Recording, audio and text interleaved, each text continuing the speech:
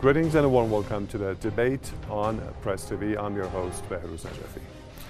Israeli fighter jets have raided the Syrian capital again. Sana news agency says that the results of the aggression were limited to a strike on one of the warehouses at the Damascus airport.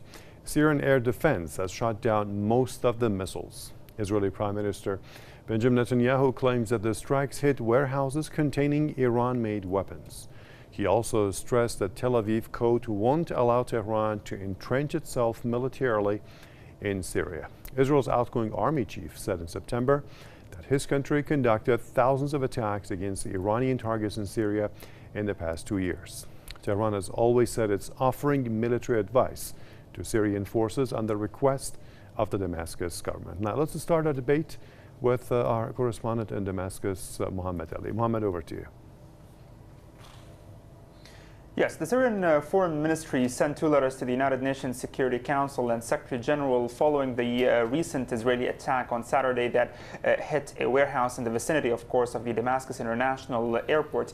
The Foreign Ministry said in its letters that the attack comes in the framework of the ongoing Israeli attempts to prolong the crisis in Syria, and that the attacks are in violation of UN Security Council Resolution 350 of year 1974, which came following the agreement between both sides, Syria and Israel, on the separation of forces and a ceasefire in general. Also, the letters said that those attacks were cowardly and that the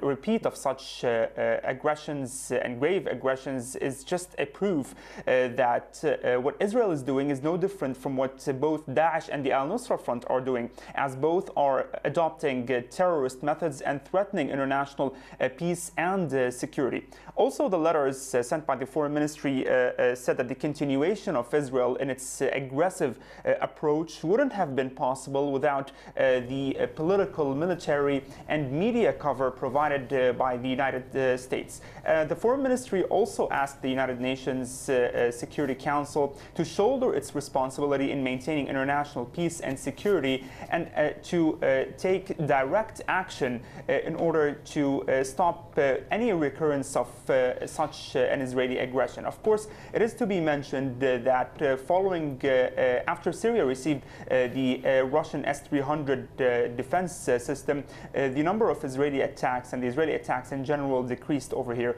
in Syria. All right, thank you for that update. That was Mohammed Ali, our correspondent, who joined us from Damascus, the Syrian capital.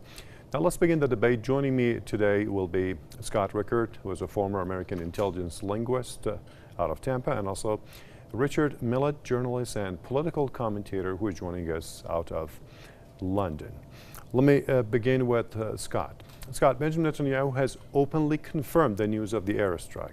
How is it justifiable for a prime minister to order attacks against the sovereign country without any accountability?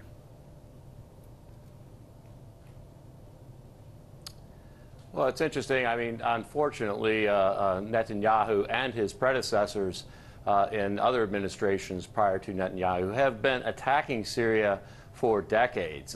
This has been an attack on a sovereign nation certainly since 1967, the Six-Day War, and certainly since the occupation of the Golan Heights. There is absolutely no accountability, unfortunately, for the Israeli government due to their explicit ties to the United Kingdom, also to France, the United States, and other allies in the region that are friendly with the United States, including Jordan and obviously Saudi Arabia. These countries have combined efforts over several decades in order to regain control of a former French colony, Syria. And this is a problem, unfortunately, not only in Syria, but in other countries in the region. And unfortunately, Israel has been used and abused as a nation, as a warring nation, very much like the United States, for the former empires like the United Kingdom and France, because we are fighting the wars in which the Sykes-Picots and the history of the French and the British empires have created for the world to endure. So I would say, unfortunately, no accountability. because of the fact that, unfortunately, the United States, alongside their allies, control the high seas and the economics, and as well as the military-industrial complex activities, not only in that region but elsewhere around the world. All right, let's go to London. Richard Millett, the Syrian Foreign Ministry says that this latest attack is a flagrant violation of UN Security Council Resolution 350 as regards a ceasefire between Tel Aviv and Damascus. Isn't the world body aware of that? Why does it need to be reminded? It's quite embarrassing, really, that Scott Rickard has to go back 100 years to Sykes-Picot in 1967. 500,000 people have been massacred in Syria, and Scott... History of war, the history is the key, my man. So, and this potential analyst, Scott Rickard... Why not answer the question rather than attack me? Is that all you have, Richard? Richard, go ahead. Because your message is moronic, and your message is moronic, and other people have to realise that your... Can I just call you Dick rather than Richard? Come on, Scott. Scott, people have got to know that what you say is absolute rubbish, and you should be ashamed of that message. Please, both gentlemen, please, let's just stick to that. Yeah, exactly. You are absolute rubbish. Okay, both gentlemen, please, let's stick to the main topic. We're not insulting each other, okay? We're not supposed to do that. Richard, go ahead. Yeah. Well, I'll let you speak, Scott. So please let me speak. 500,000 people have died in Syria. Then stop attacking. Scott didn't even get that into it. Scott didn't even get that into his message. And part of that 500,000 people, Iran has declared war on Israel. It says it's a cancerous regime that needs to be removed from the face of the earth. And they want to kill the Iranian regime wants to kill every single Israeli. That's why they're building up the military bases and the rockets in Syria. Once again, Iran is spreading out its tentacles. Not only is it taking over Syria, it's taken over Lebanon, it's taking over Yemen, and it's obviously trying to eventually annihilate the Jewish state, which is its ultimate aim, apart from obviously taking out Saudi Arabia as well. Okay, so Scott, do you want to ask Richard what evidence he has? Because Iran is not making bases anywhere, Richard. It's the U.S. So Israel has to defend itself against these attacks. We saw last February, Iran launched a military drone across Israel's northern border, and Israel shot it down. This was a precursor, attesting to more attacks. The world recognized this drone as a military incursion into Israel. So if you think that Israel is just going to sit back and let its citizens in northern Israel be attacked by drones, for example, and take no response to that military incursion, I mean, this is just a ridiculous idea that Israelis are going to sit there and let themselves be massacred. They've got to take self-defense. Whatever you say about the United Nations resolutions, the main war of law, which gives you legal defense, is the law of self-defense. In any attack on whether it's an individual, yes, Richard, but don't forget, Iran has never initiated any war. That's right. Iran has never initiated. Well, I've just said there was a drone. The drone attack. There was a drone attack, and there's a build-up on the Syrian side of the Golan Heights of Iranian forces. Plus, they've said, the Iranian regime has said, Israel is a cancer that must be removed. Israel takes seriously threats to destroy it and to kill every single Israeli citizen. Okay, now it's Scott's turn. Scott, go ahead. So it's very ironic, you know, if you use the logic that Richard's trying to put forth. The Syrians have been attacked thousands of times by military aircraft in the last 2 years alone by Israel. So what gives them the right to not defend themselves? I have no idea. And the fact that 500,000 people have been murdered in Syria is not being done by Assad. This is an attack by Saudi Arabia, and originally, unfortunately, by Turkey, a NATO partner. Obviously, the United States, the United Kingdom, France, certainly Israel and Jordan were all participants in the mercenary warfare that resulted in over half of a million individuals losing their lives, including Syrian military forces. That Assad did not initiate this war, and Assad had to respond to a multilateral international warfare against his country. And fortunately, he had help from Russia and from Hezbollah and from Iran. And Iran never had any intention of creating bases there. And Iran has overflown maybe one time a drone. It was not attacking Israel, while in fact the United States and other nations, as well as Israel, have flown drones not only over Syria, but certainly over many countries in the region. Israel is one of the largest manufacturers of the drone industry, and certainly is very well accustomed to working with the U.S. military-industrial complex, unfortunately not only in that region, but certainly around the world. So, you know, to say that one simple drone is doing surveillance above Israel gives Israel the right to bring an onslaught and destruction of another country is just really hypocritical. And it's very sad to hear a very brainwashed individual like Richard Millett spewing his garbage and rubbish around, around the world. Let's go to journalism, my God, it's not journalism whatsoever. It's garbage. Okay, Richard, Syrian air defense has managed to shoot down most of the missiles fired by the Israeli warplanes in this latest attack, and there is video footage of that. What does this indicate? I think Israel's been very happy with its missions in Syria. I think it's taken out quite a lot of Iranian military air bases and a lot of Iranian missiles, and I think there's full support within the government and from the Israeli people. Without these attacks on the Iranian military, it's building up in Richard, there is no proof to that. I'm talking about Syria, something which has been proved. There is video footage. I just asked you what something else indicated. You're evading my questions. Well, Beirut, you know, maybe that they've taken down some Israeli rockets. I doubt it very much. The Israeli military is, you know, one of the supreme militaries in the world. The rockets, the missiles, the precision. Is one of the finest armies and the most moral army. Well, if we accept that, in the world. Richard, so Syria must be even more supreme than Israel, because most of the you know, the missiles have been shot down. Okay, if you're not answering my question, let me put the same question to Scott. Scott, what's your opinion? So here's what happens when you're firing these weapons from stealth aircraft. And these are air-to-ground missiles that put off a signature in which the air defenses can actually identify. And with the S-300s, these S-300s are actually capable and are reducing the accuracy, or actually the efficiency, of the air-to-ground missiles that are being fired from stealth aircraft. Now, the stealth aircraft, obviously, because they're stealth, they're very much more difficult to shoot down.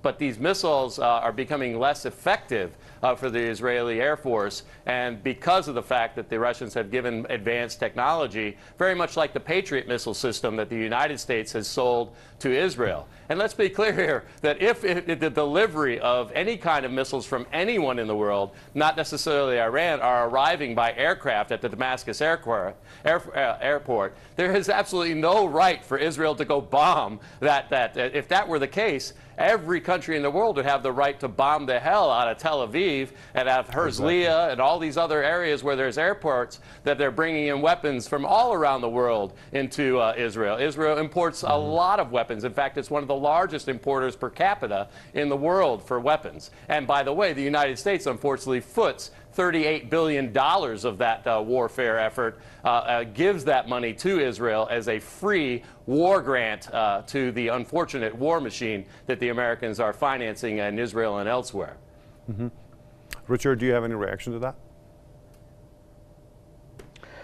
Well, Scott is obviously no fan of the Jewish state, as we can see, you know.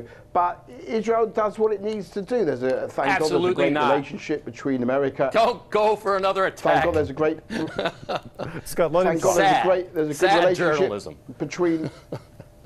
Scott, just try and hold yourself back for a bit. Okay, Scott, there's a good relationship between America and Israel. And if the American people don't like the military aid that they give to Israel, then they can obviously vote against it. But there's a good relationship. There's a give and take between America and No, they Israel. can't, because their politicians are bought and with... sold by the pro-Israel lobby. The Americans don't vote against it. Okay. It's the bought and sold Israel lobby that is controlling the American votes in the Senate and the House. Very much like the Parliament in your bought and sold country. Okay, just try and calm down the I'm not calming anti-Semitism for a down. bit. We know you I'm don't telling like the Israel, truth. but let's The truth hurts, we know doesn't you're it? not calming down. Stop.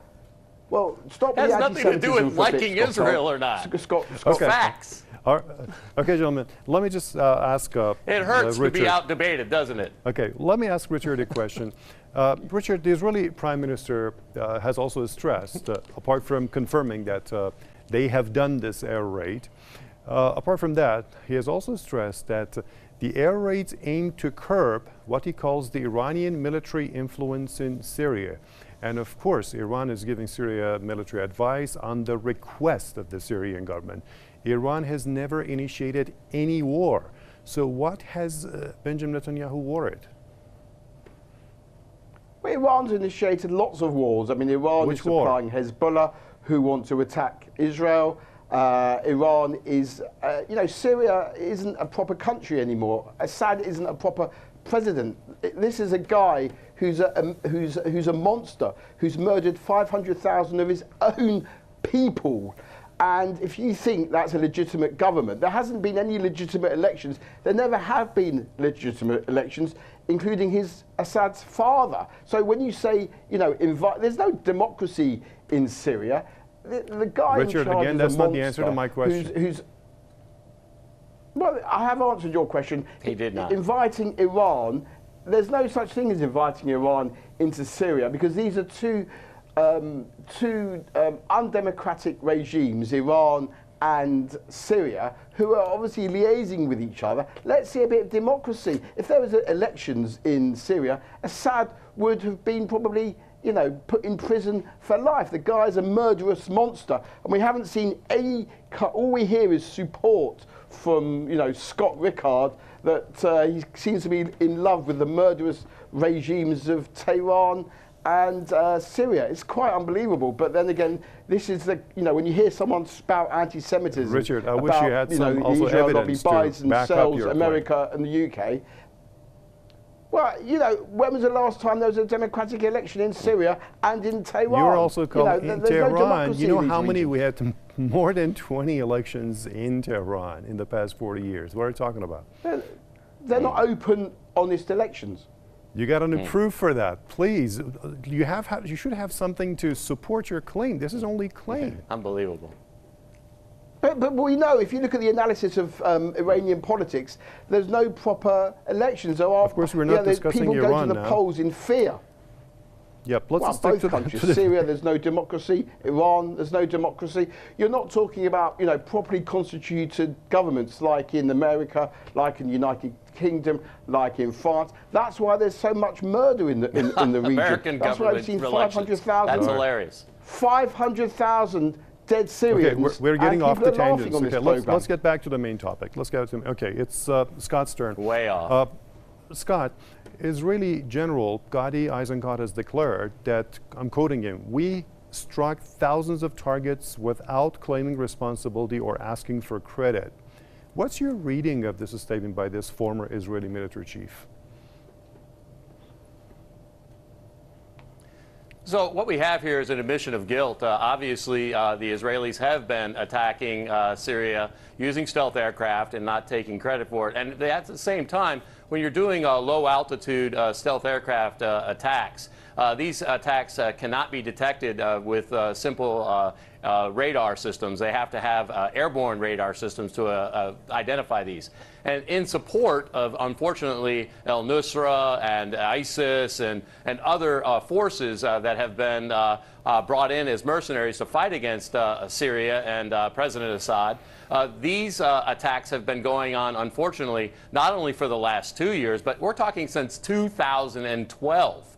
We're talking over 6 years that the Israelis have been participating in the support of mercenary warfare against Syria. But, you know, seriously, when you come to a guy like Richard Millett, you know, this is a carnival sort of wind-up monkey slapping his cymbals. That's why every time you ask him a question, he never answers it. He just repeats his cymbal clashing. This has been the kind of rhetoric I've seen in pretty much predominantly 90% of the interviews he's ever done. This is a one-trick pony. This is the kind of guy that you'll get with Richard Millett. All right, let's get back to the topic again. Richard, Washington decided it's going to pull back its forces from Syria. And President Trump also said that Iranians are free to do whatever they want to do in Syria. That's exactly what he said. Then objections started to pour in from Tel Aviv. Why do you think that is? And we don't have much time. Well, obviously, yes, no, I agree. Thank you, Behrouz. I mean, no, it's a good question, but the problem is obviously that it's going to leave a gap there, which ISIS is going to fill and Iran is going to fill. And obviously, Israel is very, very concerned about its northern border, with the potential build-up of Iran and ISIS on its border, with the potential for flare-ups with Hezbollah as well. I mean, you know, this is all, unfortunately, Israel's very concerned that this could lead to a recipe for, you know, another conflagration between Israel and Syria, Iran and Hezbollah, which would lead to obviously lots of loss of life. And Israel is very concerned about, you know, the instability, and there's no direction, there's no certainty as to what's going to happen once America's withdrawn, and there'll be attacks on the Turks, on the Kurds as well. Okay, gentlemen, you each have 30 seconds for your final thoughts. It's Scott's turn. So here we go. We're talking about Israel becoming really the pivot for the American pullout. Israel has you know, tried to increase their activity of recent. Obviously, with their tactics, you know, look, they shot down a Russian reconnaissance aircraft using the tactics that they used the Russian aircraft as cover, and unfortunately, the Syrian air defenses accidentally shoot down the Russian aircraft. At the same time, they did the same thing over near Christmas time with the aircraft that they were shadowing that were coming in from Lebanon, the commercial aircraft. What's happened here is because of the advancements in the air defenses, the Israelis are using different tactics, and unfortunately, because the United States are pulling out, I think we can accept that the Scott, Israelis will continue and accelerate, unfortunately, their attacks on Syria. I have to jump in, Scott. We have no time. Richard, very briefly, please. Well, my personal view is that it would be great to see peace in the region. It would be great if somehow the Iranian regime could pull back from this kind of murderous onslaught that they're trying to achieve against Israel. And that once again, the Israeli people and the Iranian people can be friends. Two great nations, the Iranians and the Israelis, can visit each other and be at peace instead, unfortunately, at the loggerheads that we're discussing tonight. Okay, we were discussing Syria, of course. Okay, let me thank our guests. So we had Scott Rickard, former American intelligence linguist from Tampa, Florida, and also Richard Millett, journalist and political commentator who joined us out of London. Thank you both, gentlemen, and also thank you for watching this debate. We'll see you soon.